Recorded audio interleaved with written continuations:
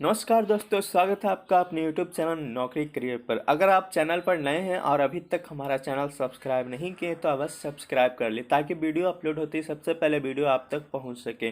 तो आइए दोस्तों, बिना देर को शुरू करते हैं। आज के एपिसोड का हमारा पहला पॉइंट है, केंद्र सरकार ने हाल ही में राष्ट्रगान जन गण मन और राष्ट्रीय गीत वंदे मातरम को बराबर का दर्जा मिलना चाहिए। इसके लिए दिल्ली हाई कोर्ट में हल्फनामा दाखिल किया है। भारतीय संविधान सभा के अध्यक्ष ने 24 जनवरी 1950 को जन गण मन को भारत के राष्ट्रगान के रूप में अपनाया है।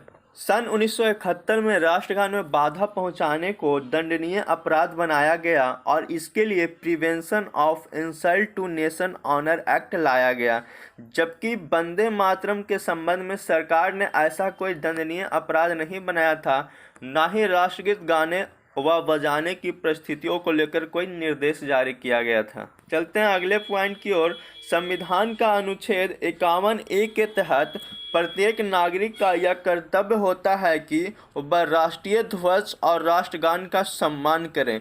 अनुच्छेद 51A में सिर्फ राष्ट्रगान और राष्ट्रध्वज की बात की गई है। इस अनुच्छेद में राष्ट्रगीत के संबंध में कुछ नहीं बताया गया है। हमारा अगला पॉइंट है, हाल ही में नई दिल्ली के उपराज्यपाल वीके सक्सेना ने गृह मंत्रालय को एक प्रस्ताव भेजा है जिसमें आईपीसी की धारा 375 सब क्लॉज 2 में संशोधन की सिफारिश की है।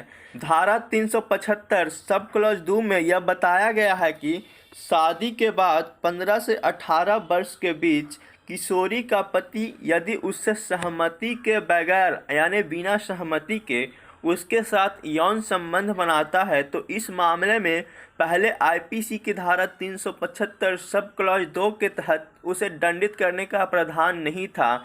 यदि संशोधन किया जाता है तो इसमें 15 से 18 वर्ष की पत्नी के साथ गैर सहमति से यौन संबंध दुष्कर्म की श्रेणी में लाया जाएगा। हमारा अगला पॉइंट है, भारतीय प्रौद्योगिकी संस्थान आईआईटी दिल्ली ने हाल ही में अपना 53वां वार्षिक दीक्षा समारोह आयोजित किया है। आईआईटी का फुल फॉर्म होता है भारतीय प्रौद्योगिकी संस्थान और आईआईटी दिल्ली में हाल ही में अपना 53वां वार्षिक दीक्षा समारोह आयोजित किया है। हमारा अगला पॉइंट है, रेल सूचना प्रौद्योगिकी मंत्री अश्विनी वैष्णव। अभी वर्तमान में रेल व सूचना प्रौद्योगिकी मंत्री हैं अश्विनी वैष्णव। चलते हैं हम अपने अगले पॉइंट की ओर। हमारा अगला पॉइंट है, मतदान के 2 दिन बाद भारत के प्रथम मतदाता 105 वर्षीय नेगी का निधन। जैसा कि हम सभी जानते हैं कि 2 नवंबर को हाल ही में स्वतंत्र भारत के पहले मतदाता अपने घर से पहली बार बैलेट पेपर से मतदान किया और उन मतदाता का नाम है श्याम शरण नेगी, जो कि हिमाचल के किन्नौर जिले के रहने वाले हैं और वोटिंग के 2 दिन बाद उनका निधन हो जाता है। आपसे एग्जाम में क्वेश्चन पूछा जाएगा, हाल ही में श्याम शरण नेगी का निधन हो गया, उनका संबंध निम्नलिखित में किससे है? तो इसका राइट आंसर होगा स्वतंत्र भारत के पहले मतदाता। और इसका एक और आंसर होगा घर से पहली बार बैलेट पेपर से मतदान करने वाला। भारत में प्रथम बार आम चुनाव कब हुआ था? तो इसका राइट आंसर होगा सितंबर 1951 में। श्याम शरण नेगी ने हिमाचल विधानसभा चुनाव के लिए 2 नवंबर को 34वीं बार मतदान किया था। आपसे एग्जाम में क्वेश्चन यह भी पूछा जाएगा कि हाल ही में श्याम शरण नेगी ने हिमाचल विधानसभा चुनाव में कौन सी बार मतदान किया था? तो 34वीं बार। हमारा अगला पॉइंट है, हाल ही में साइरस मिस्त्री का निधन हो गया, उनका संबंध है टाटा सन्स के पूर्व चेयरमैन। चलते हैं हम अपने अगले पॉइंट की ओर। डेविस कप का संबंध किस खेल से है? तो डेविस कप का संबंध टेनिस से है। सुमित नागल के बाद डेविस कप खेलने वाले हरियाणा के दूसरे खिलाड़ी बने बंस जो है सुमित नागल के बाद डेविस कप खेलने वाले हरियाणा के दूसरे खिलाड़ी बन गए हैं। आपसे एग्जाम में एक और क्वेश्चन पूछ सकता है, सुमित नागल का संबंध किस खेल से है? तो राइट आंसर है टेनिस। डेविस कप किससे संबंधित है? तो टेनिस से। चलते हैं हम अपने अगले पॉइंट की ओर। हमारा अगला पॉइंट है फसल विविधता में ओडिशा देश में पहले स्थान पर। फसल विविधता में ओडिशा पहले स्थान और छत्तीसगढ़ देश में दूसरे स्थान पे है।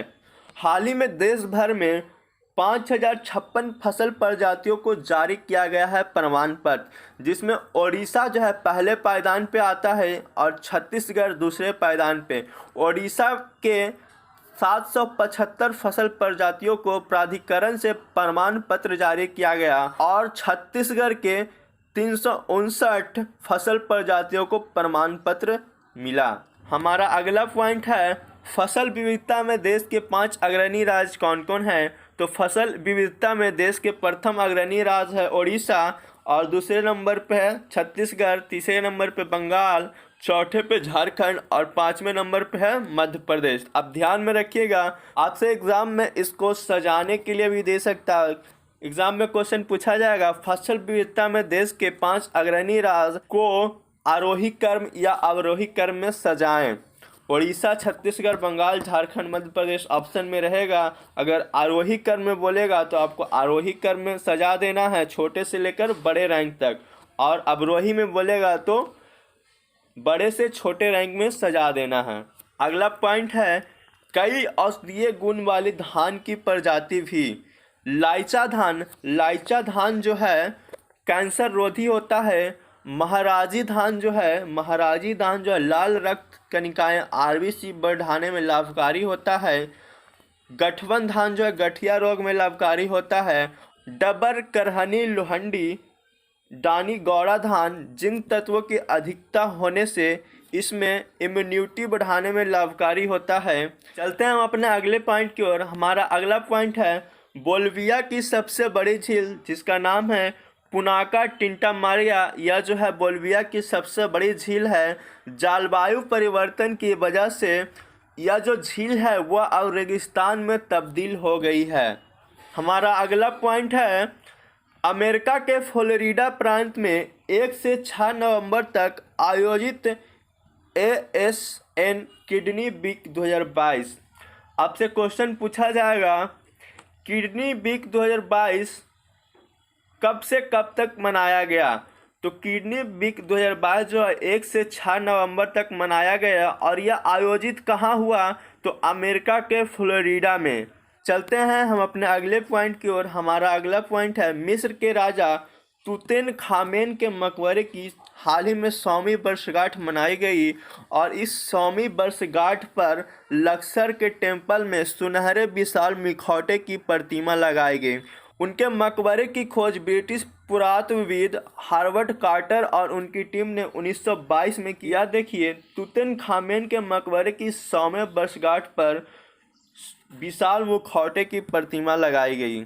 इसी के साथ आज का सेशन समाप्त होता है। करेंट अफेयर्स एपिसोड की MCQ प्रैक्टिस सीरीज हमारे टेलीग्राम चैनल नौकरी करियर पर अवेलेबल करा दिया गया है।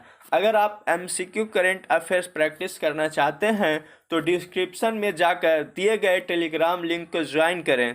धन्यवाद।